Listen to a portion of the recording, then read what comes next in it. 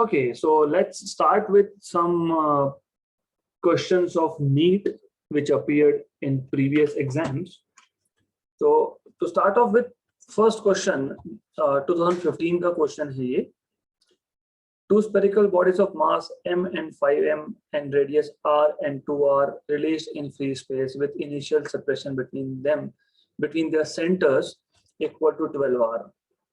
If they attract each other due to gravitational force only, then the distance covered by the smaller body before collision is. तो सबसे पहले as you can see मैंने यहाँ पे कुछ लिख के रखा है because it makes things little simpler for this question. हमारे पास एक ऑब्जेक्ट है 5m मास का, उसका रेडियस है 2r as you can see. दूसरा हमारे पास ऑब्जेक्ट है m मास का, उसका radius is r as you can see. 5m और 2 और m मतलब इस ऑब्जेक्ट में और इस ऑब्जेक्ट में centre to centre distance 12r है. तो ये सेंटर से लेके इसके सेंटर तक डिस्टेंस 12r है जो मैंने यहाँ पे दिखा के रखा है. So centre to centre is 12r. तो सरफेस टू सरफेस कितना 9r. क्यों?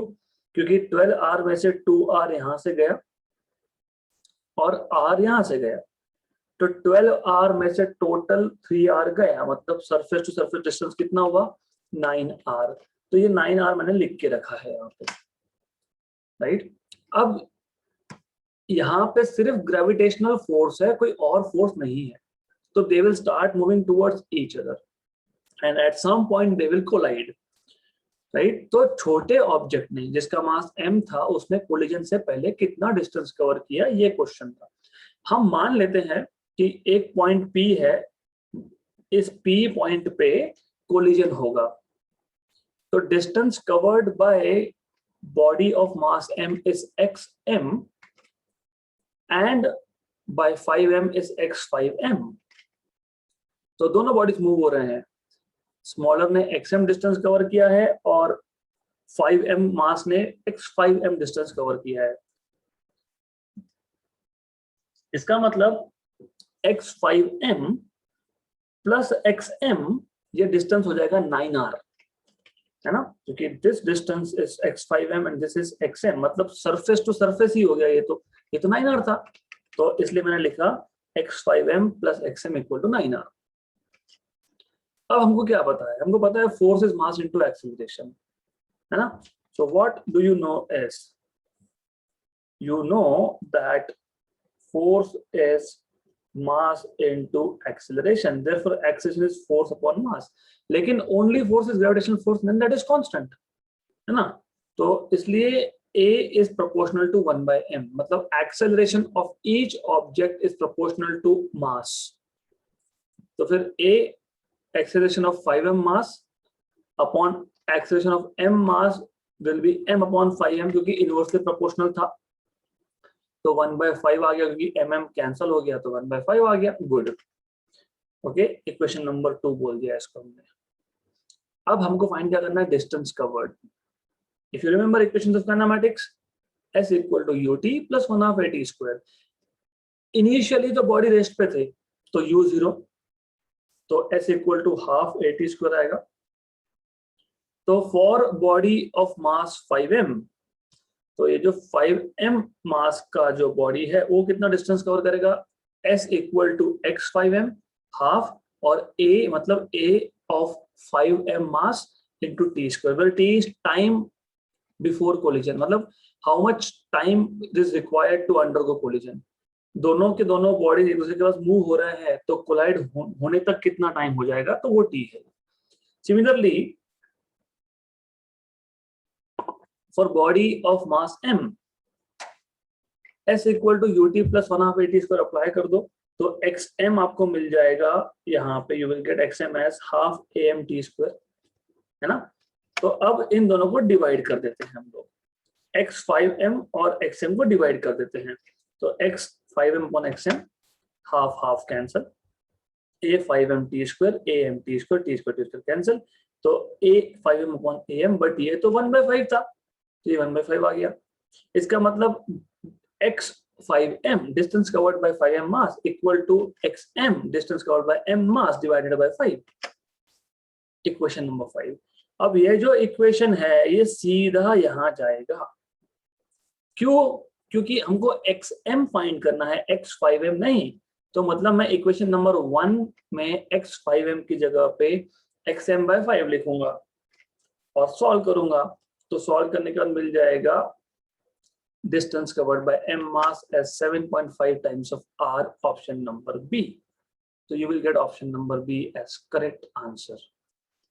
Okay, so this is how you were supposed to solve this question. Question interesting है, simple है. Definitely you will need 2 to 3 concepts here. तो आपको ये concepts पता होने चाहिए. Okay. Next question. A rope is wound around a hollow cylinder of mass 3 kg and radius 40 centimeter. What is the angular acceleration of the cylinder if the rope is pulled down with a force of 30 Newton? ये 2 बार हमारा हो चुका है question, अभी तीसरी बार है. Okay, सिर्फ यहाँ पे हॉलो सिलेंडर है. शायद हमने एक सॉलिड सिलेंडर के लिए सॉल्व किया था. वैल्यूज अलग है, हॉलो सिलेंडर है, पहले वैल्यूज अलग थी और सॉलिड सिलेंडर था, बाकी तो सब सेम ही है. So you have a hollow cylinder, something like this. You have a hollow cylinder, और इसके ऊपर आपने वायर वाउंड करके रखा है.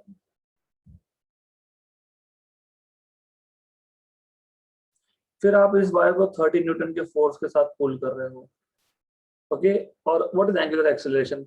तो अगर आपको याद होगा हमने डायरेक्टली फॉर्मूला ही बना लिया था. You remember torque equal to I alpha but torque equal to RF, if you remember this. तो I alpha equal to RF, alpha is equal to RF by I. but यहाँ पे I जो है, remember ये hollow cylinder है, hollow cylinder ring जैसा होता है और ये रोटेट होगा about axis passing through center. तो I will be mr square, ये important है. I will be mr square. This is really important.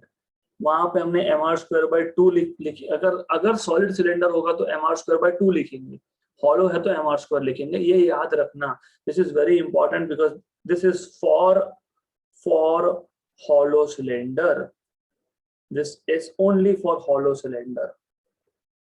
So therefore you will have alpha is equal to RF upon mr square. Cancel. So alpha equal to F upon mr. F 30 Newton, mass 3 kg, R 40 centimeter, मतलब 40 into 10 power minus 2. Okay, 1 and 10 ये और ये cancel हो गया. 10 power minus 2 पर जाकर 10 पर plus 2 by 4 25 आ जाएगा आंसर. रेडियन पर सेकंड स्क्वायर, मीटर पर सेकंड स्क्वायर नहीं. एंगुलर एक्सेलरेशन पूछा है. देखो अगर आपने ए टिक कर दिया तो गए. तो ये डिफरेंस है between NEET JW and CET. तो इफ यू रिमेंबर जो मैंने पहले क्वेश्चन लिया था, ये क्वेश्चन सीईटी में भी आया था, लेकिन वहां पे सीधा वैल्यूज ही चेंज कर दी थी, 25 या फिर सम अदर वैल्यूज. यहाँ पे यूनिट्स पे भी ध्यान देना पड़ेगा आपको. तो that is the difference. Units पे भी ध्यान देना पड़ेगा. 25 मीटर पर सेकंड स्क्वायर मतलब ए होता है, अल्फा नहीं. So this question appeared in 2017 NEET exam. Question number 3. 3 identical मतलब mass same, radius same, spherical shape shells. shell है ये, spherical shell है. spherical ball बोला है क्या? नहीं, shell है. shell, remember this thing. hollow sphere होता है मतलब. each of mass and radius are placed as shown in figure. Consider an axis x dash which is touching to 2 shells and passing through diameter of third. मतलब 1 2 इसको tangent है, touching मतलब tangent है, और तीसरे के लिए ये diameter के थ्रू पास हो रहा है. Moment of inertia of the system consisting of these 3 shells about x dash is. तो क्वेश्चन तो इजी है. फर्स्ट ऑफ ऑल मैं पॉइंट बाय पॉइंट लिख के दूंगा. स्पेरिकल शेल मतलब hollow sphere. Then the system rotates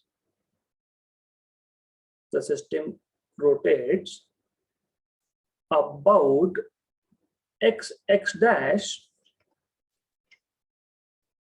which means shells 1 and 2 rotates about tangent,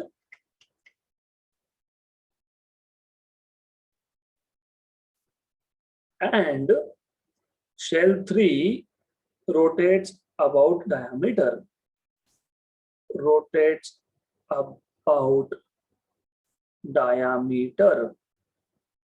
Therefore, I3, third sphere is rotating about diameter. It is 2 by 3 mr square. ये hollow sphere के लिए moment of inertia ये आता ही है about diameter, हमको पता है. And for I1 and I2, I1 equal to I2 equal to, अब आपको ये पता होना चाहिए, this is diameter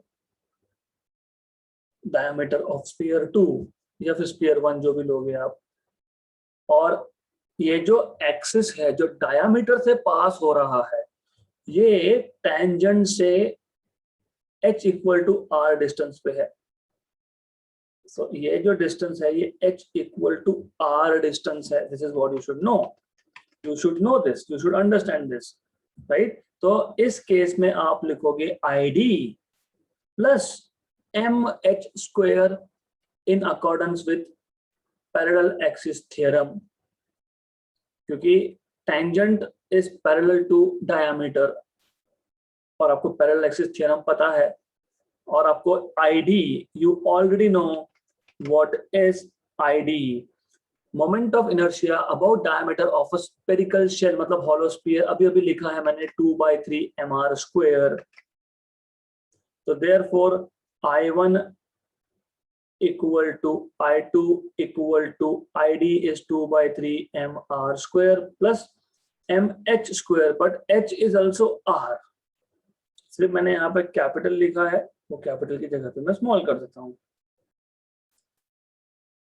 small r. तो ये आ जाएगा आपका 2 by 3 plus 1 is 5 by 3 mr square. Therefore, total moment of inertia about x dash equal to moment of inertia of 1 plus 2 plus 3.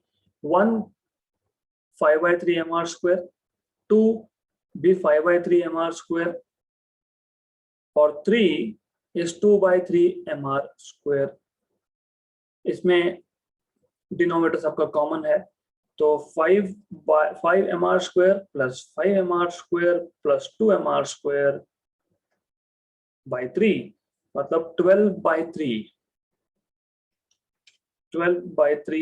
mr square, मतलब 4 mr square, option number C. तो इतना simple question था. तो सबसे पहले ये identify करो कि कौन सा बॉडी कौन से एक्सिस के अलोंग अबाउट रोटेट हो रहा है. अगर टेंजेंट के अबाउट हो रहा है तो principle of parallel axis apply करके moment of inertia about tangent find कर लो, राइट. एंड देन तीनों शेल्स का आपको मोमेंट ऑफ इनर्शिया पता है, तो तीनों का addition will give you total moment of inertia of the system about x dash axis. Next question. From a disk of radius capital R and mass m, a circular hole of diameter capital R, ये important है, whose rim passes through center, very good, is cut. What is the moment of inertia of the remaining part about a perpendicular axis passing through the center? Very good. So just a minute. So this question is simple, is extremely simple. कैसे? हमारे पास ये एक disc है, okay, which is having radius, so the radius of the disk happens to be r, तो ये radius है r, मान लो ये सेंटर आ गया, this is let's say center C, this is r। अब इस डिस्क में से मैं एक स्फीयर काट रहा हूं, एक होल, सर्कुलर होल काट रहा हूं, not sphere, I am cutting a hole from this disc such that उस होल का diameter not radius, diameter r होगा और उसका जो रिम है वो सेंटर को टच करेगा, मतलब मोर और लेस, यू कैन से मोर और less.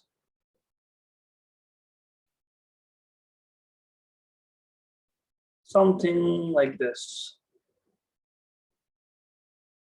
Just a minute. Okay, एक मिनट दे दो।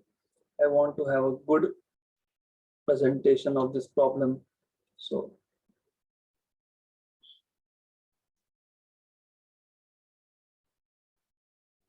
good.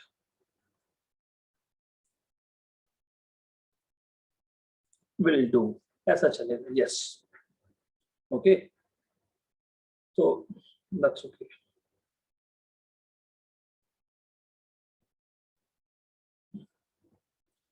Yes.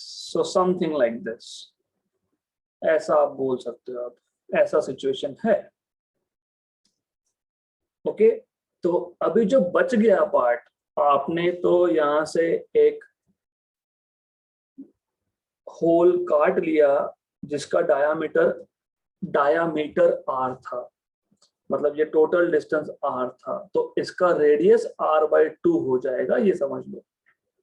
ऐसा क्यों बोल रहा हूं मैं? तो इनिशियल मोमेंट ऑफ इनर्शिया कैसे निकालोगे? मैं ऐसा करता हूं, आई विल शो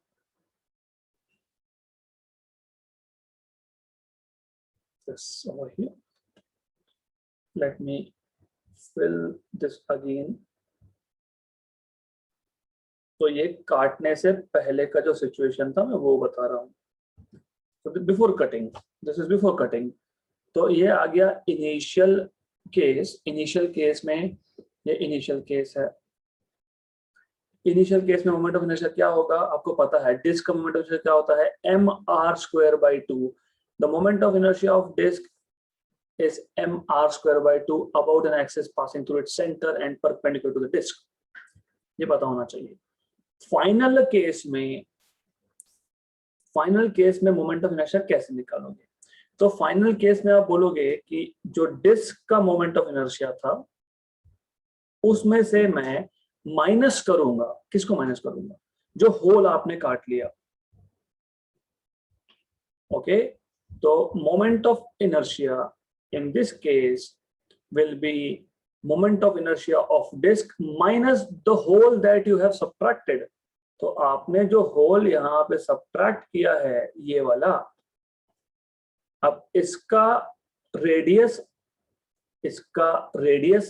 बोल रहा हूँ, टोटल डायमीटर इसका r है, तो इसका रेडियस कितना है, r/2, राइट, इसका r/2 है। तो मैं ऐसा बोल सकता हूँ, ये हो गया जो होल आपने काटा है, तो आई होल इसका ये है r/2। मोमेंट ऑफ इनर्शिया क्या होगा, mr/2 का स्क्वायर/2। ऐसा क्यों किया? होल जो आपने काटा है डिस्क में से वो भी तो डिस्क ही है, जैसा डिस्क, उसमें से आपने एक सर्कुलर पैच अलग कर दिया, वो भी तो डिस्क ही है। Okay, right, that is also disc. अब इशू कहाँ पे आता है, यू नो, प्रॉब्लम कहाँ पे आता है कि क्वेश्चन अच्छे से पढ़ना चाहिए यहाँ पे। What is the moment of inertia of the remaining part of the disc? तो this is something that confuses you. तो मैं लिख देता हूँ पहले, तो I final will be equal to mr²/2 minus ये यहाँ पे कंफ्यूजन क्रिएट होता है, तो look at the equation first and then you have to find you have to find an explanation for this. तो इसको आप लिख सकते हो m/4 r/2 square by 2 plus m/4 r/2 whole square. Okay, so how do you end up getting this is the question. Definitely I final is I disk मतलब I initial, तो पहला term का तो प्रॉब्लम है ही नहीं, पहला term तो you know, minus क्या, what is the moment of inertia of remaining part of the disc, remaining part of the disc, remaining part कितना है, रिमेनिंग पार्ट ये रिमेनिंग पार्ट है डिस्क का, राइट। तो हमने क्या किया, टोटल में से जो ये है आई होल ये माइनस कर लिया, that is where there is problem. अब ये सोचो कि जब आपने एक होल को काट लिया, थोड़ा एक अल्टरनेट व्यू देता हूं मैं आपको, you need to have an alternate view over here. ये था हमारे पास, we had let's say a disc, ये था हमारे पास एक डिस्क, इमेजिन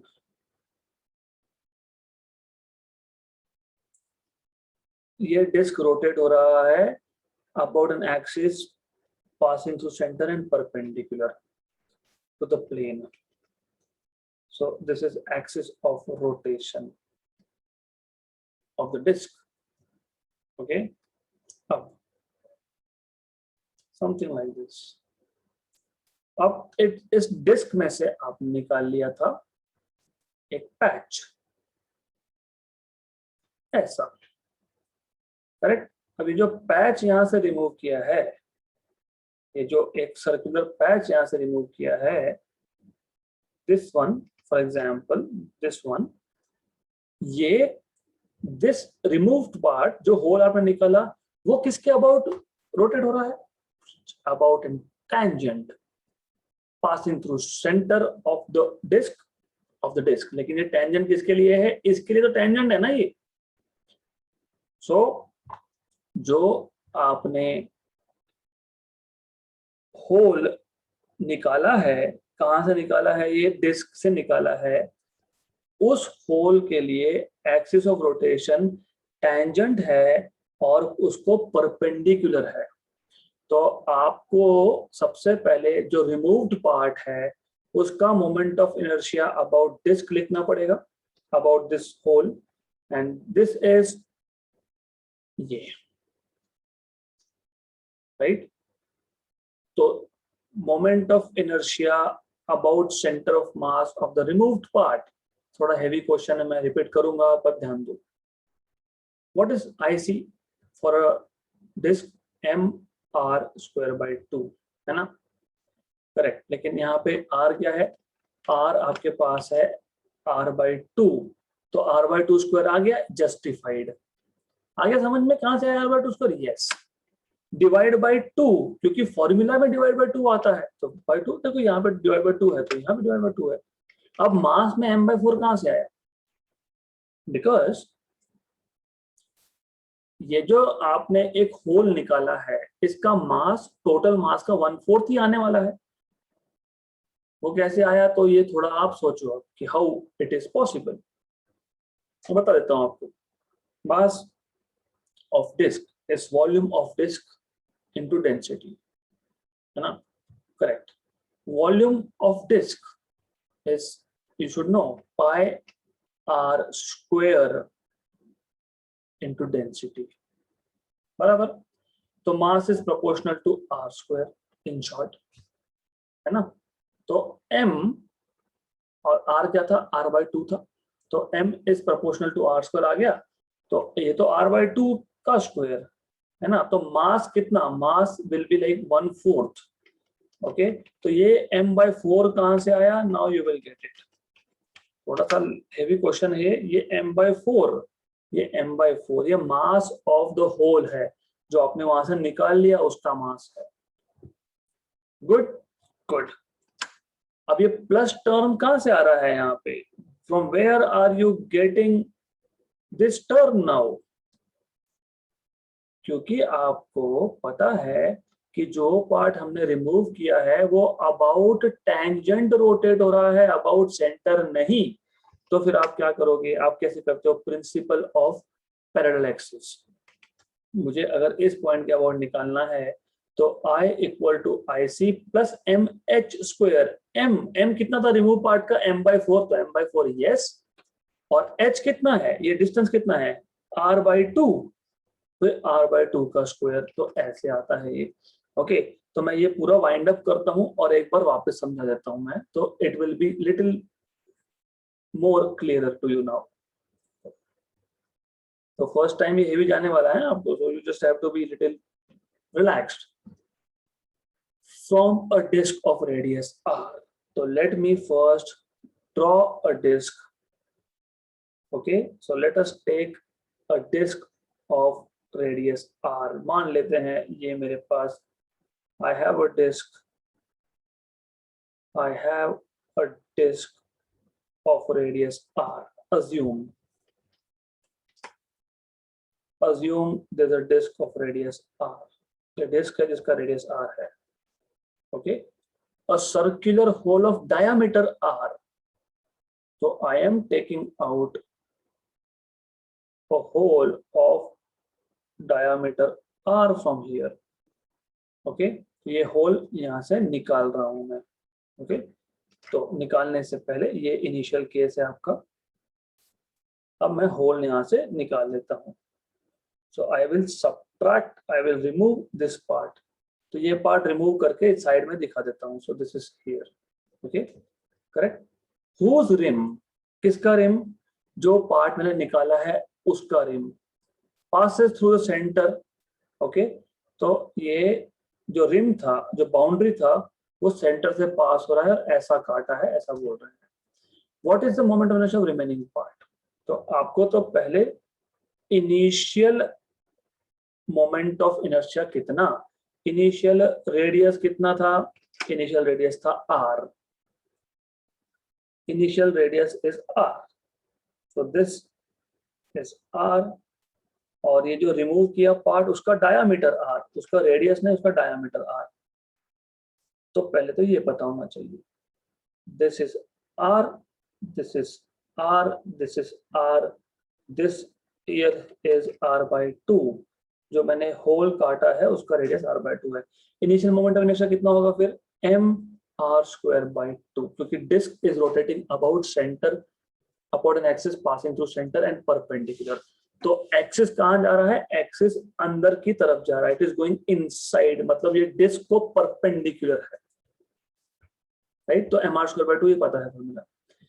अब अगर मुझे रिमेनिंग पार्ट का मोमेंट ऑफ इनर्शिया निकालना है, moment of inertia of remaining part, तो क्या करेंगे, हम बोलेंगे initial moment of inertia minus जो आपने सर्कुलर होल निकाल लिया वहां से, वो minus circular hole, I sir ऐसे लिखता हूं मैं इसको बोलता हूं I C I R, right, correct.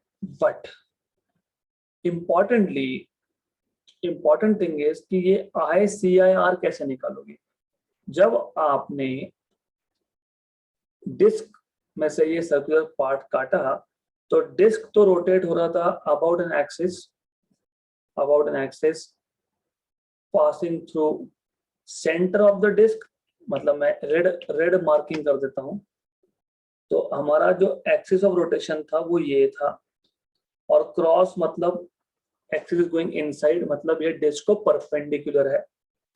Okay, good. I am sorry, I can not draw 3 dimensions on 2 dimension.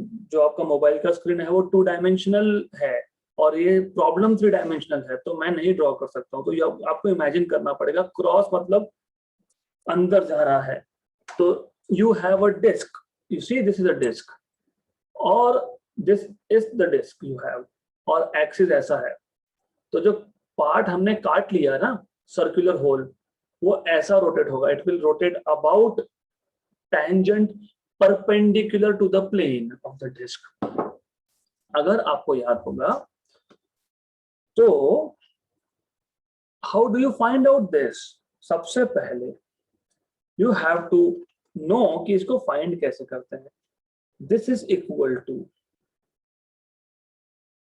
कैसे करोगे? You are suppose to find out about point O, let us say. तो IO plus IC, this is point C. ये आ गया आपका from parallel axis theorem. Okay, so this is from parallel axis theorem.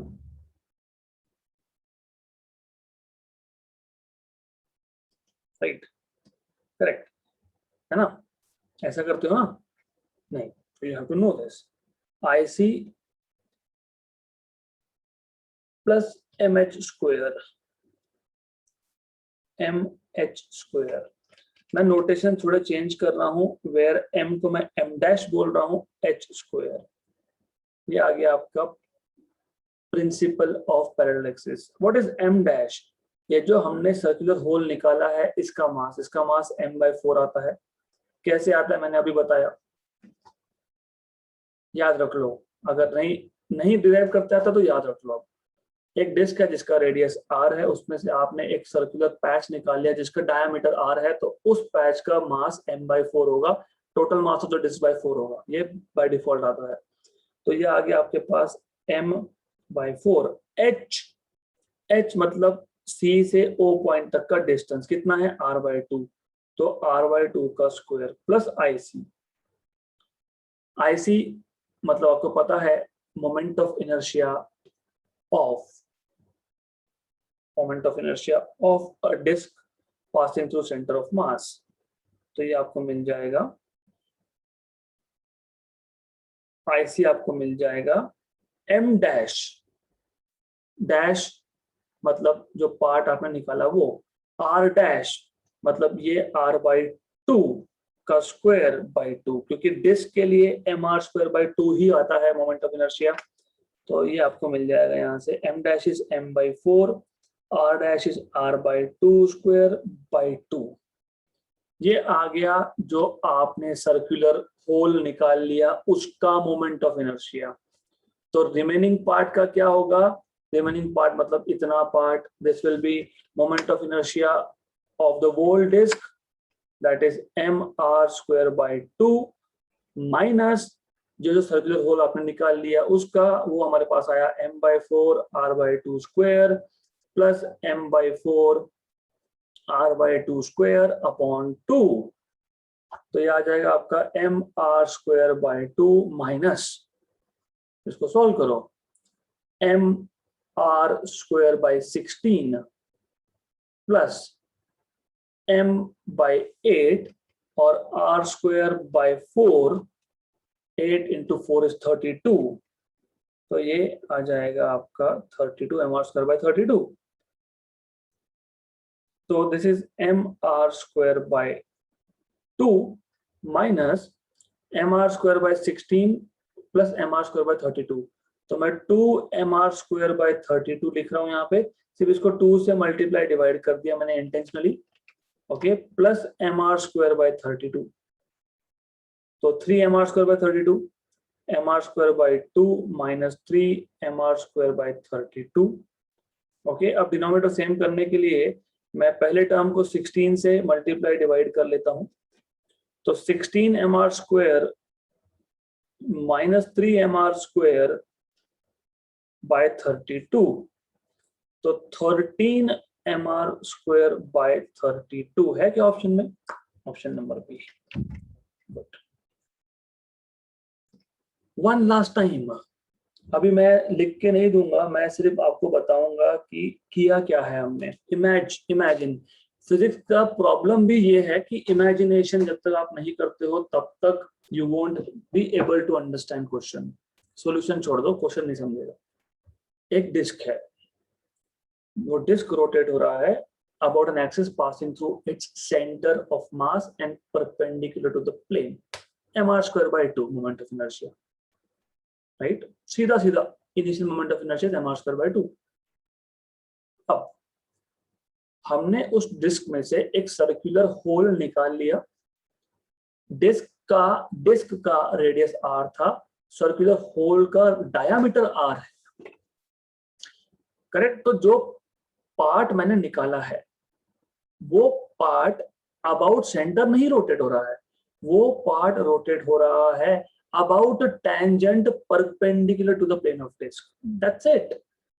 तो what I am saying is, do you remember what is moment of inertia for a disc about tangent perpendicular to its plane? Do you remember? नहीं याद है तो बता देता हूँ। ये IC है, ये tangent है, let's say this is point O, this is distance R, this is IC, तो IO equal to MH square plus MR square by 2, okay? अगर आपको h की जगह पे r डाल दिया तो mr square by 2 plus mr square by 2, मतलब 3mr स्क्वायर बाई 2, तो I0 equal to 3mr square by 2। मैं आपको शॉर्टकट करके दे रहा हूँ। अब ये मेथड 1 है जो पहले बताया, अब मेथड 2 पे भी जाना पड़ेगा ना हमको, because we don't have that much of time.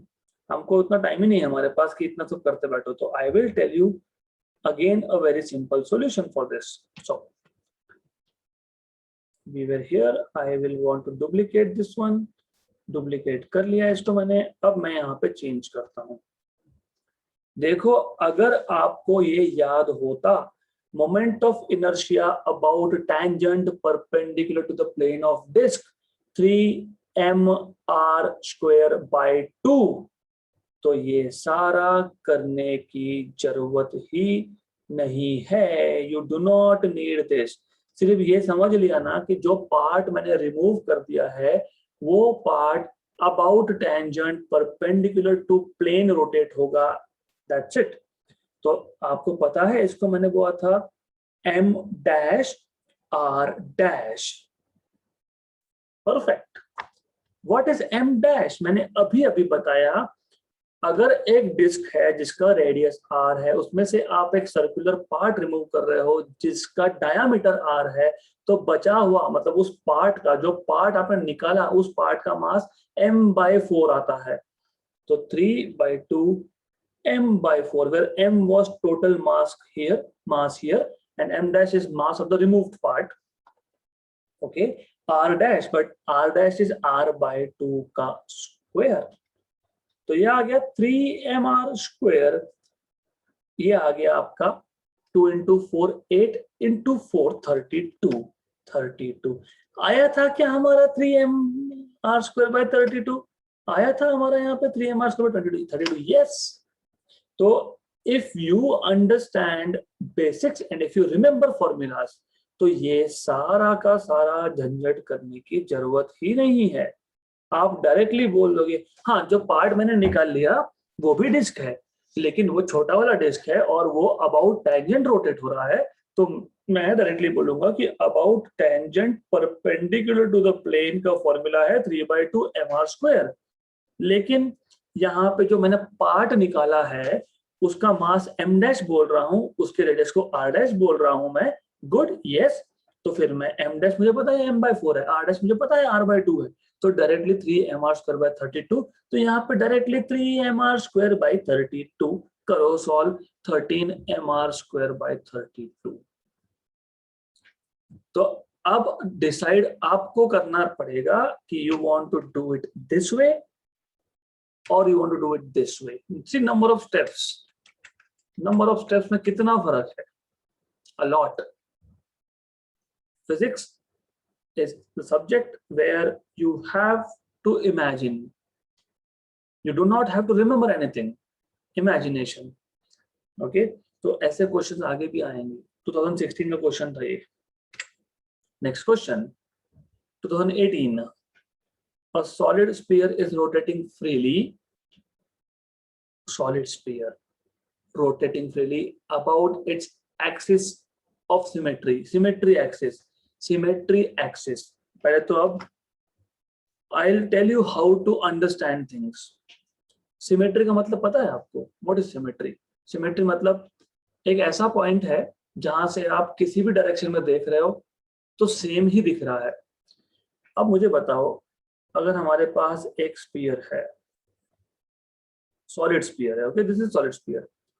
मैं अगर इस पॉइंट पे रुक के देखता हूं तो यहाँ पे तो मास है लेकिन दूसरी साइड पे मास है ही नहीं, तो सिमेट्री है कि नहीं? मैं इस पॉइंट पे रुक रहा हूँ, तो यहाँ पे कम मास है, यहाँ पे ज्यादा मास है, सिमेट्री है कि नहीं? नहीं।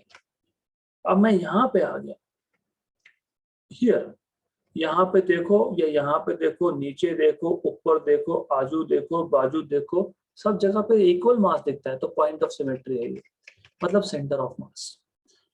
Solid sphere rotating freely about symmetry axis, मतलब it is rotating about diameter, ऐसा बोलने की कोशिश की। The radius of sphere is increased keeping its mass same.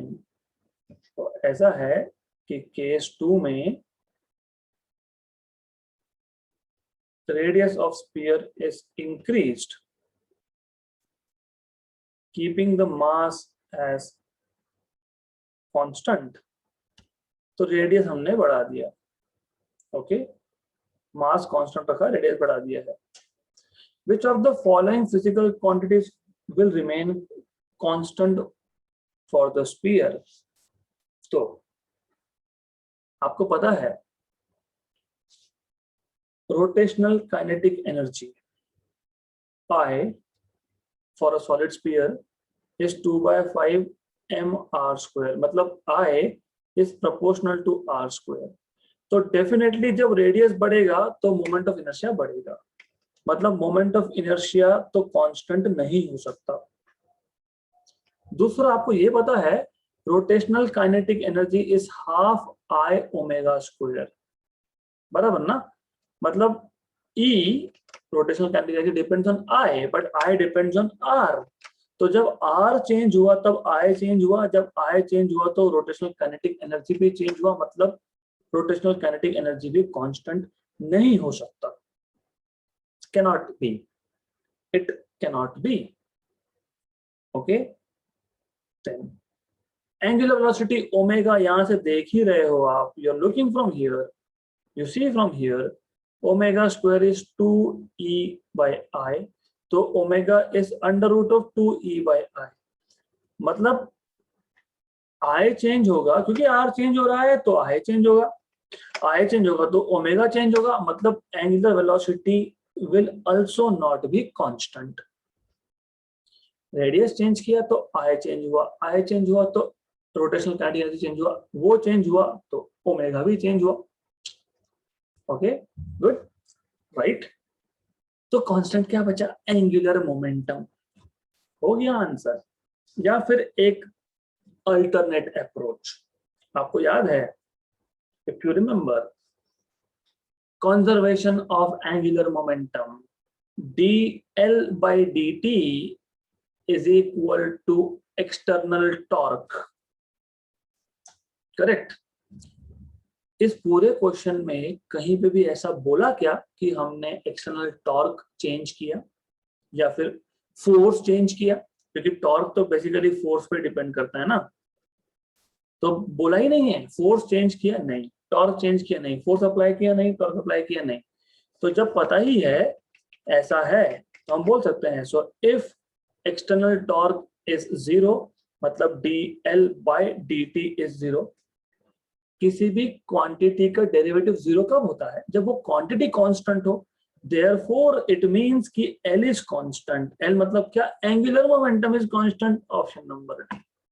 तो अगर आपको सिर्फ इतना याद होता, दिस मच, तो आपको ये सब करने की जरूरत ही नहीं थी।